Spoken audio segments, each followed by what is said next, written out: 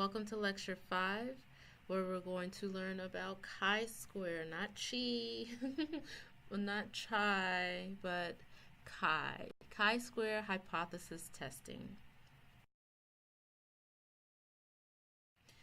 So, drawing inferences using chi-square tests is what we're going to do this week. And everything that we've learned so far has had to do with the sample and not the population. So we've had samples and we've learned how to look at the variables in a sample, what the different types of variables are, what a value means, what an observation is, right? And then we looked at the relationships between variables and whether it was contingency tables or scatter plots and correlation coefficients. But now we're going past the sample and we're going to start looking at the population. We're going to use the sample to help us understand the population and to be able to, as researchers, draw inferences about the population.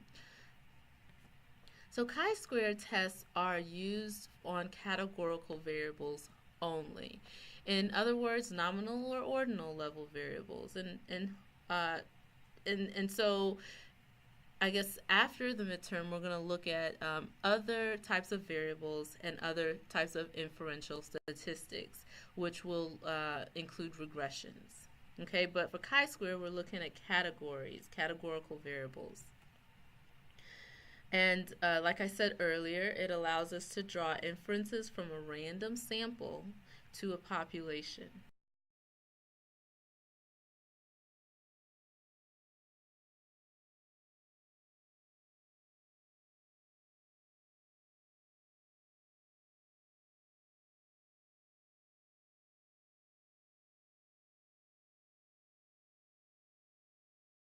So, what we've done in lecture 1 to 4 is talk about descriptive statistics. Okay, describing the data, describing the variable, describing the answers, the proportion of this answer versus that answer, right? And now we're looking at inferential statistics. So your estimate of the population is only as good as your sampling design. And you learn about that in a different class, I think program evaluation possibly, but we're not going to dive too deep into that. Just understanding that your data is only as good as your design, your ability to collect that data in a statistically sound manner. And so your sample is only an estimate, and the bigger the sample, the better the estimate. So we have this picture here, this little graphic that I created to show us what a sample, how small the sample might be compared to the population. So the population might be that we want to understand what's happening with college students in Maryland. But we can't reach every college student, right, in Maryland. So we go, well, what about college students in Baltimore? Well, maybe we can't even reach that number of students, but what about college students here at UB? So we study that particular sample to try to understand maybe a much larger population. Another example is all the voters in a presidential election, which would be the whole country, right, of voters. But we might be able to collect that data just by looking at one region, say Southeast or Mid-Atlantic area. Another picture of what the sample and population look like. The population is a set of all individuals for whom you would ideally like to have, but which we cannot usually access, whether it's because of time or money. It's just not feasible.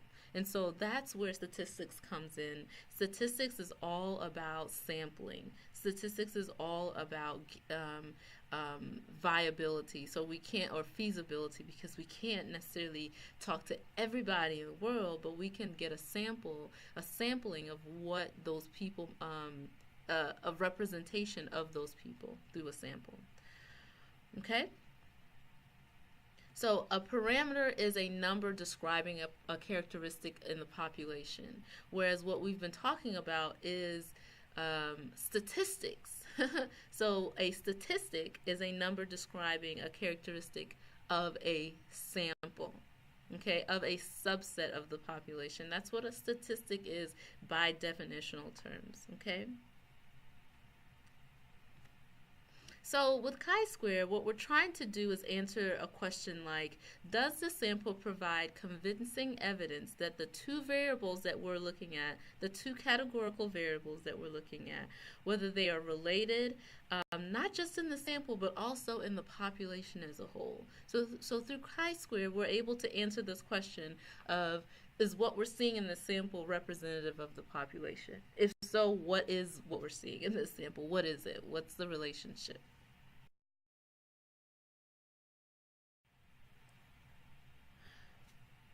So we want to test whether the relationships that we see in the sample exist in the population.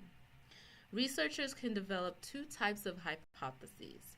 The null hypothesis, which means that we believe that there is no relationship between variable A and variable B.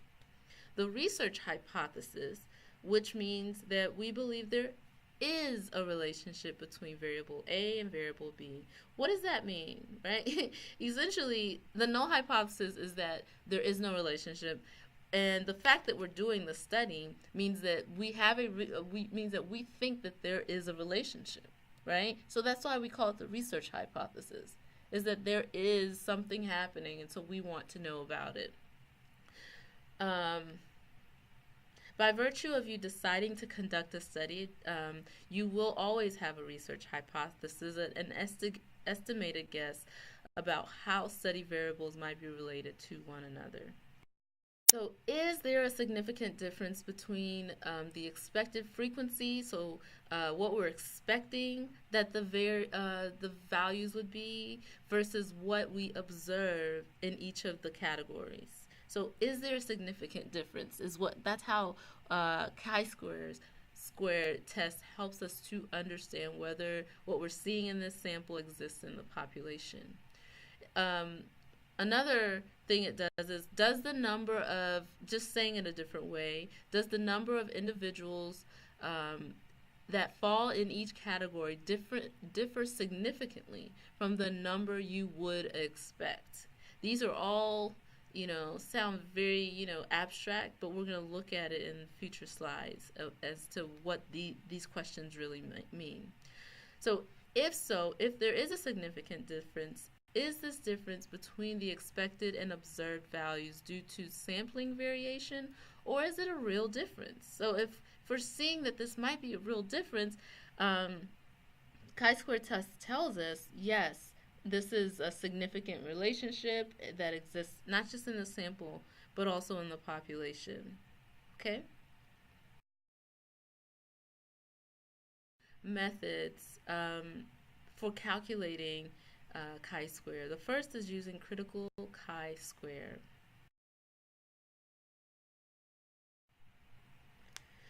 So this is the equation we use, and we're going to see this again for the second method. So this step is just similar to the second method. So in order to run chi-square tests, we have to calculate the expected frequency.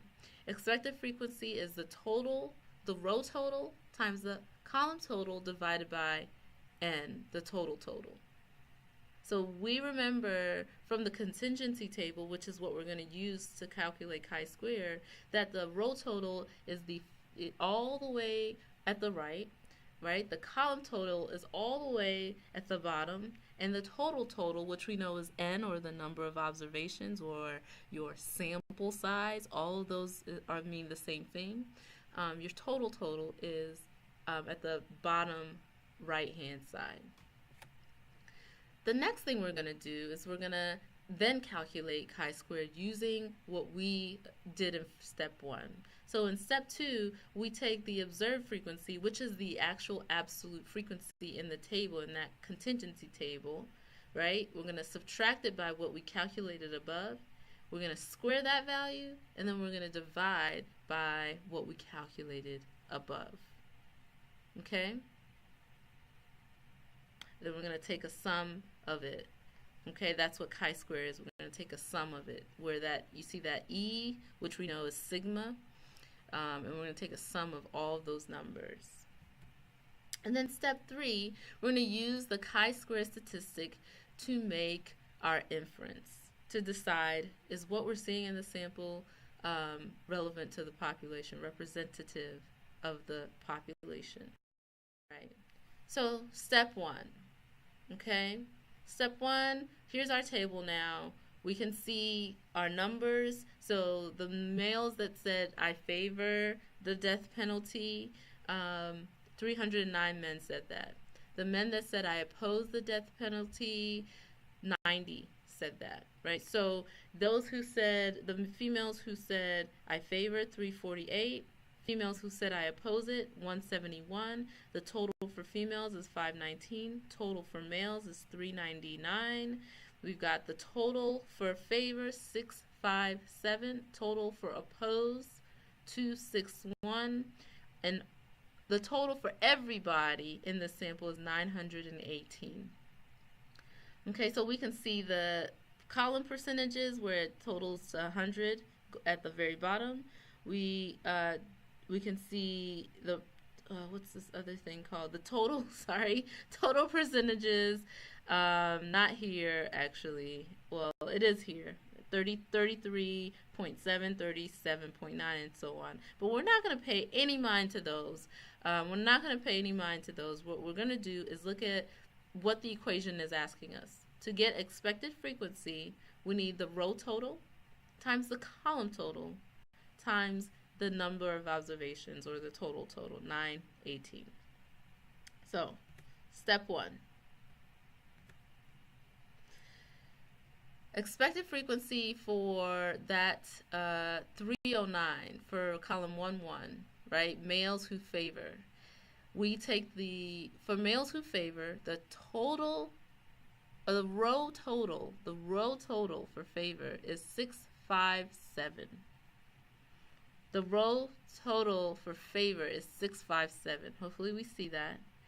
The column total is 399 for males, right? And then we divide it by the total, 918. And because we know from, I think, middle school, the order of operations here doesn't matter. 657 divided by 918 times 399 is the exact same thing as 657 times 399 divided by 918.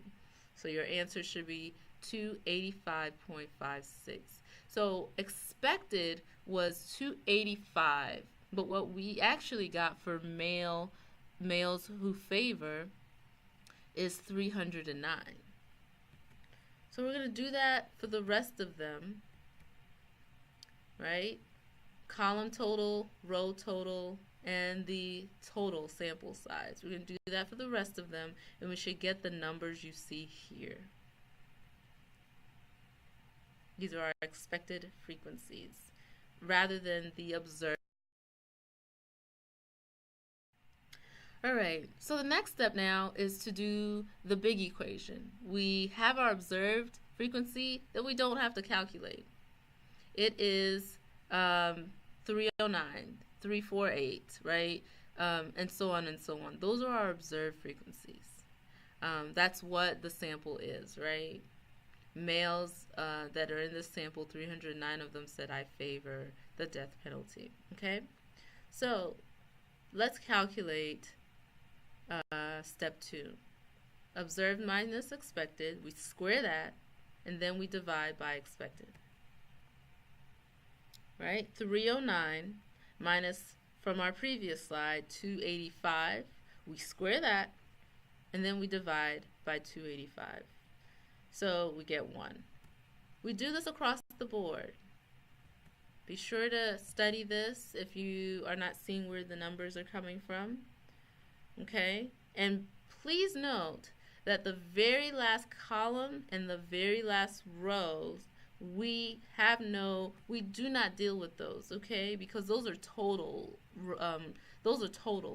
And what we're looking for are not totals. We're looking only for 4 values here. Okay, 309, 348, 90, and 171. Don't allow those total columns and rows to confuse you. Okay. So what we have here, we sum it all up because that's what that sigma value symbol tells us to do. We sum it up, and we get a chi-squared of 11.97. Okay. Then we move on to step 3. 3 tells us that we have to use the critical chi-square table. But in order to do that, we have to look at we need one more thing. We need the degrees of freedom. And the way that we calculate degrees of freedom is the number of rows minus 1 times the number of columns minus 1. So we never count the total column or the total row. Okay, so like um, in that previous slide, there were 2 columns, male, female, and there were 2 rows, favor and don't favor. So for a number of rows, we should get 2. For a number of columns, we should get 2. Either of those we subtract by 1. So our degree of freedom is 1 times 1, which we know is 1. Okay, for that previous example. Okay, for this one, so for another example, if we have a 4 by 3 contingency table, right? And we have 4 rows and 4 columns. We do the math there, and we have a degree of freedom of 6. Take another one, 2 by 2. The one we just looked at was a 2 by 2 table, and we get a degree of freedom of 1. All right, so step 2 of that chi-squared distribution table thing is that we decide what our significance level is going to be. Typically, we choose a 0.05 or 0.01 significance level, which allows us to be either 95% or 99% confident about our inference. So in this class, we're always going to use 95% confidence only. And when you have 95% confidence, that means your significance level is 0.05. And another word for significance level is level of error. And we're going to talk about that later. But level of error. So 0.05 means 5% level of error, 5% significance level. Okay? And every, field might have a different level that is their standard. For social science, 95 is pretty good. Some people go up to 99, 90 sometimes, but for this class, as I said, we're going to stick with 95. From the note above, you can see that the significance level means probability of error. Okay, I just mentioned all this, so feel free to read the paragraph here. The highest level of significance is 0.00. Lots of O's, which is practically 100% confidence. But, a big but, note that in statistics there is no such thing as being 100% confident. In such cases, there's likely still some very minimal level of error or uncertainty. And you'll see in your homework that statistically you'll find lots of zeros before after that decimal. And so you're never going to get a solid 0. There's always lots of zeros before an actual number comes up.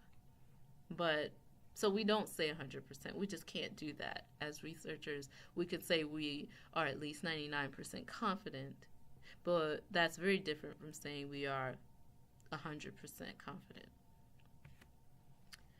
So just to practice here, what would sig levels or significance levels of 0.1 or 0.001 mean? So 0.1 would be essentially 90% confidence, right? So you would take 1 minus 0.1, which is 0.9, and that should give you same thing as 90%, right? 0.001, which would be 99.9% confidence, or 0.001 level of error, or that would be, yeah, 0.1% error. This is our final step, folks. So our final step, now that we've got our degrees of freedom, now that we know what level of confidence we're looking for, 5% error is as much as we're willing to accept. We don't want 10%. We don't, want 23% error. 5% is good enough for us. We don't even need higher than that. We don't even need 99% confidence, right? We just need 95. So let's look up at the P. In yellow, we see 0.05.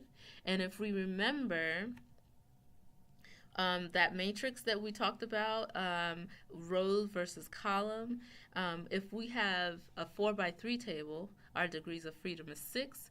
So we go to the blue, we see 6. We go over to that yellow, we see 0.05. So we should have 12.59 as our critical chi-square from this distribution table. In the case of the one we just did, we had a 2x2 table.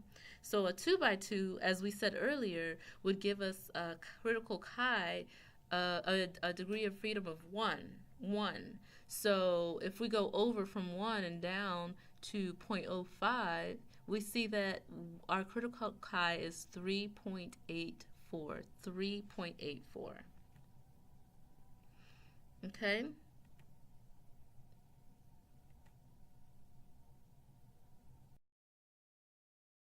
And so now that we know what our calculated chi-square is, it was like 11, right? Almost 12. And then we know what our critical chi is. It was about 3.84. The next thing we do is we make a decision. Using the chi-square statistic, we make our inference. And here's the decision rules. And just follow this, and you'll never go wrong. I promise you, you'll never go wrong. So you accept the null hypothesis, which we remember means that there is no relationship. Hypothesis testing is all about rejecting or accepting or tentatively accepting the null hypothesis. So decision rules here say that we accept that there is no relationship when the calculated chi-square that we have is less than the critical chi-square from the table. Okay? So accepting the null means that we're accepting that in the population there is no relationship. The relationship is not significant. There is no relationship between the variables. Based on the decision rule above, we tentatively accept the null hypothesis because we cannot be 95% confident that there is a relationship in the population. So what we call this is that there is no statistical significance. Okay? This relationship is not statistically significant. And then we go to the second decision is we reject the null hypothesis when the calculated chi-square that we have is greater than the critical chi-square from the decision table. Okay? So essentially we're saying that by rejecting the null hypothesis, we're saying there is no relationship. Oh no, I think I wrote that wrong. We're saying that there is a relationship.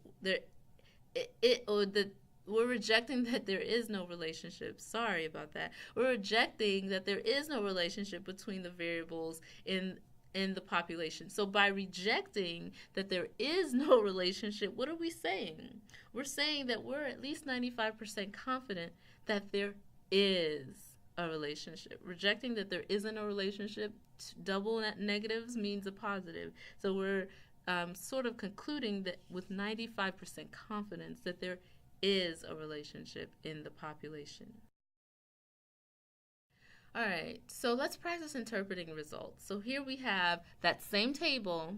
We have our chi-square that we calculated, 11.971. And then we have the chi-square, critical chi-square from the table, 3.84. 4. So the calculated one is greater than the table number. So we can say, based on that decision rule, that gender and attitude towards death penalty are related in the population as we see it in the sample. Okay, so as we see it in the sample, we're seeing that men tend to favor death penalty a little bit more than females, but generally speaking, that it's sort of comparable, but that men do favor it more than females. Okay? So now let's go to method 2, using the p-value. And this is the method that you're going to use for homework. Okay? Again, like I said earlier, step 1 is going to be exactly the same. You cannot hide or run from the expected frequency. That is constantly and always necessary, whether we do method 1 or method 2. We need to know what the expected frequency is, okay? So once we get that, we plug that into our Excel spreadsheet, and it calculates a p-value for us. And we use that p-value to make our inference. The p-value has a similar decision rule. Essentially, you accept the null hypothesis, or you tentatively accept that there is no relationship, right? That's what accepting the null is. We tentatively say, hey, there's no relationship. If we calculate a p-value, if Excel gives us a p-value that's greater than 0.05. And why do we say 0.05? Because remember the significance level that we're willing to accept. We're not willing to accept a level of error greater than 5%. Okay, so 0.05 gets us at that 5% threshold because we need to be at least 95% confident. So we accept the null hypothesis when our p-value from Excel is greater than 0.05. Okay, we just said all of this. So if we calculated a p-value of 0.09, this means that there's 9% probability of being wrong. Okay, so that the relationship we see in the sample is not actually representative of the population. That's what the wrong would be, right? Or said another way, there is a 91% chance of being right, that the relationship we see in the sample is generalizable to the population. Okay, so we're able to accept this. And we're only able to accept it at 91% confidence, and not the 95 that we sought.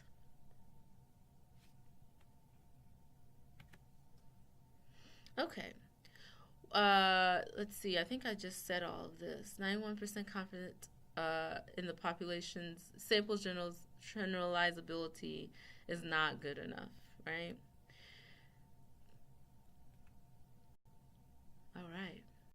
Then we could also reject it. So we just talked about tentatively accepting it. So the rule for rejecting the null hypothesis is when the p-value is less than 0.05, meaning the level of error that we have is less than 5%. And that's what this is all saying. Okay, so if we calculate a p-value, Excel gives us a p-value of 0.03, that means there's a 3% chance that the relationship we see in the sample is wrong, right? That's the level of error. Or said another way, that there is 97% chance of being right, such that what we have observed in the sample truly does exist in the population. So 3% is better than 5%, so we can accept that, definitely. These are all different ways of saying the same thing, okay? And I think it's important, especially in the learning process, to see it different ways so that when you hear it one way, it doesn't cause you to stumble from the original way that you learned it, okay? So just make sure you take a look at this and read through it. All right, so let's practice. So we have that same example there of gender and whether people favor or oppose the death penalty. So instead of the chi-squared, calculated chi-squared, and critical chi-squared, now we just have the p-value. We don't need degrees of freedom. We don't need the table. We just have the p-value. And our p-value is 0.001, which we can see that is much lower than 0.05. So that's a 99%, 99.9 actually percent confidence, which we only needed 95. So I think we're good to go. Okay. So this means that we are 99.9% confident that this sample's relationship between gender and death penalty likely also exists in the population. So what we're saying is that this relationship is statistically significant. That's a term you're going to hear often in statistics worlds. So just get used to it. When we reject a null hypothesis, we can say that it is statistically significant. And we just talked about what this sample relationship is in previous slides. So quiz yourself. All right. So as we summarize, the chi-square test measures how far the sample is from what we expect to see in a totally random sample from a population with no relationships. To run chi-square, we can use Excel. We calculate the expected frequencies. We already have the actual or the observed frequencies. We compare the actual to the expected inside a contingency table, and then it helps us not have to do the critical chi-squared and the table and all that. We just it gives us our significance value. It gives us our p-value, which we compare to the significance level that we are willing to accept, 5% error, and then voila, we make our decision based on the decision.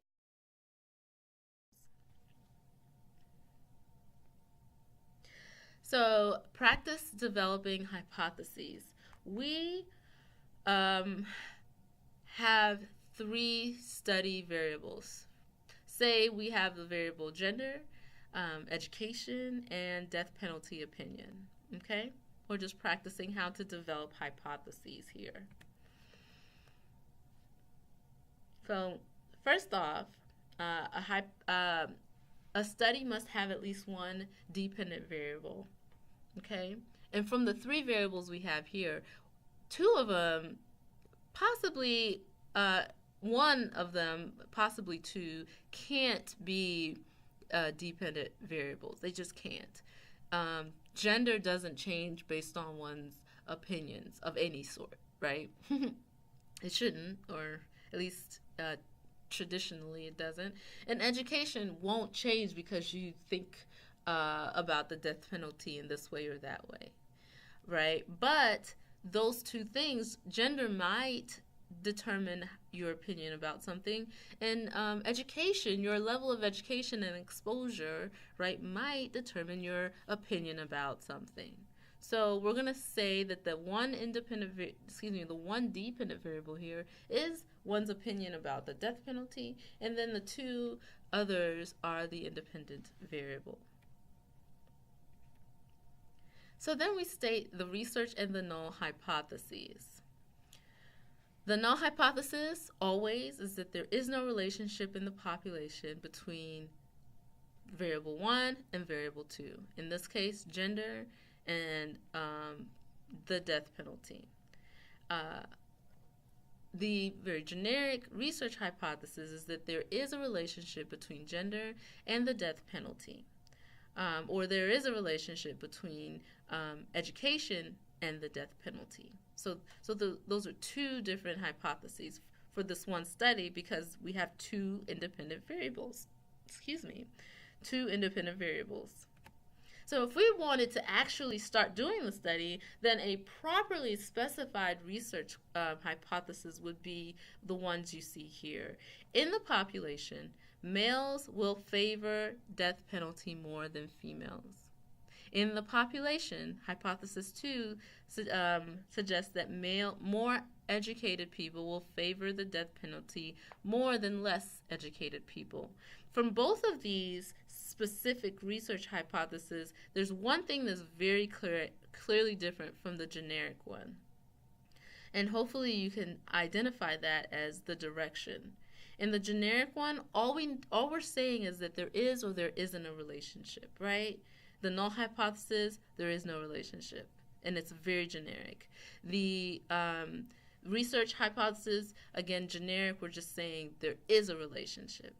But for a research project like the one you're going to do at the end of the second half of this course, this semester, you're going to have to create what is this called? Specific research questions. You're going to look at the literature, previous studies, and you're going to decide whether what's going to actually happen. Not just that there is a relationship, but what is that relationship? And it's going to always have to deal with direction. We're going to want to know whether males make more than females or have this opinion versus that, whether race plays a factor, but what specifically is the factor is do Hispanics do this more than blacks, right? So we're going to have to be very specific and say what's happening.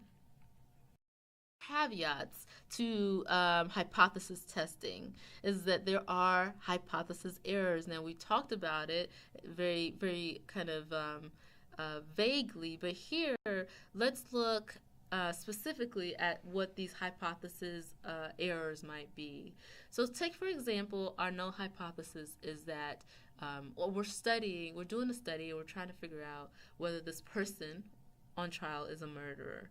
So our null hypothesis is no, the person is not a murderer. Our research hypothesis, in other words, we have gone to court and we are trying to prove that this person is indeed a murderer. Okay? In the U.S., people are considered innocent unless proven guilty. So that's our null hypothesis, right? Our research hypothesis is before the trial, the judge and the jury believe the defendant is guilty. So they're not even saying justice is blind. They're saying, nope, that person is guilty. That's why they're on trial. Okay? So the two types of errors that we could face in statistics. Type 1, if a jury convicts a truly innocent person. So incorrectly rejecting the null. So remember, our null here is that the person is not a murderer. If the person is not a murderer, we're hoping to accept the null hypothesis, but we made an error here and we rejected the null hypothesis, even though it was true. That is what type 1 error is. Rejecting the null hypothesis even though it is true. A key step in hypothesis testing is deciding how willing we are to make a type 1 error, and that is through our significance level and our p-value. Okay? We can say we're only willing to make up to 5% level of error, right? That's how we select our significance level. And then we look at the p-value, and whatever that value is, 0.03 or 0.23, that's what lets us know whether we accept or reject the null hypothesis, because is it greater than 0.05 or is it less than 0.05? Okay, so this type of error can actually be measured. We can measure type 1 error because that is essentially what we do in statistics. Now, type 2 error, there honestly is no way of truly measuring type 2 error. And what is type 2 error? So, if a truly guilty person is set free. So incorrectly accepting the null hypothesis, remember that the null hypothesis is that the person on trial is not a murderer. And then we incorrectly accept that and say, yep, they're not a murderer, but guess what? They were. That he or she was a murderer. So the jury fails to reject the null hypothesis even though the null hypothesis is false. So we accepted it, instead of rejecting it. The probability of making a type 2 error is almost always unknown, honestly. Increasing the sample size helps to decrease this chance of making type 1 errors. So having more evidence in the case of this trial would help decrease type 1 error. But it also increases the chances of making type 2 error. Both errors are very bad, but we want to see that type 2 errors can be more I said we want to see, but we want to say that type 2 is more problematic and consequential because a killer is back on the loose, essentially, right? And we can't really find a way to curb that type 2 error. So that concludes our lecture 5. Hopefully it was a fun one because it's always fun to start talking about inferential statistics. Feel free to review this lecture because there was quite a bit in it, and move on to homework 5 and of course practice exercise 5. Take care, guys.